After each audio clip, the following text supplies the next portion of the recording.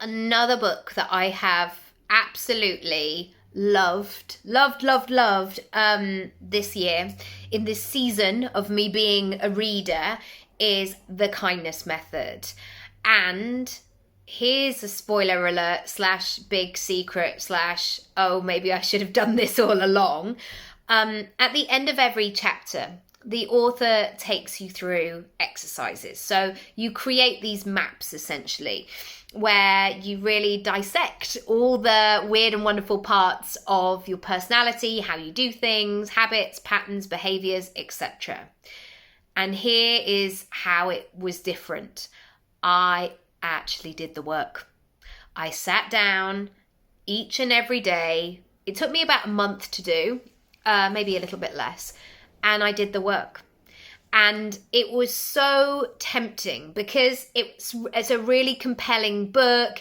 It really feels like it lifts you and it makes things possible, and it's really reassuring, I would say. What I found myself doing is wanting just to hurry on the process. So I might think, well, I could walk like 15 minutes around the block right now and get another chapter in.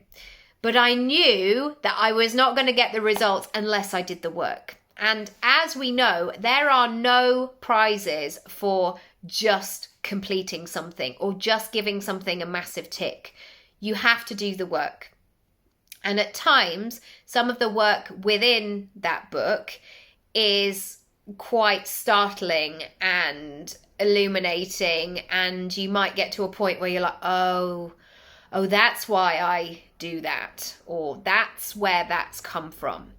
And with all kinds of inner work, sometimes it feels like it's a cupboard that is spilling out, and all you're longing for is to be able to put it into nice compartments, and that's not always the case. But the difference in actually doing the book and being guided and creating that discipline has meant that I have continued a journaling practice. And for ages, I just had a block around journaling regularly, because it was always like, well, what do I write? Or maybe I'm somebody who can speak into my voice notes much more. But actually, I like to go back and revisit and really look into what I wrote. And completing that book has set a new foundation for how I think, how I operate, how I begin my day, how I bring my thoughts together, and also how I see the reality of my thoughts. I think that if we're not aware of all of the stuff going on inside our brain, it can be very tempting and very easy, and not our fault, to just operate in default settings. And I knew at 40, when I turned 40, I was ready for a software upgrade in my brain. And I knew I was going to have a few moments where that disc would be spinning around and I wouldn't quite know what to do with it. But I also knew it was time to let some things go.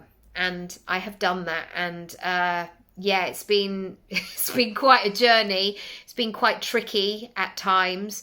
But some of the things I'm beginning to come out of the other side. And this book has been really useful, really helpful.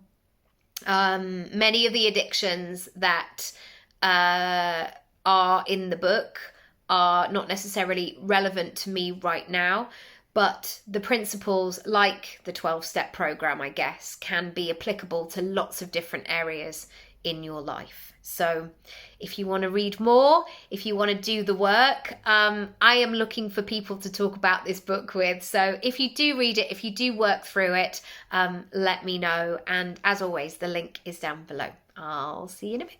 Bye.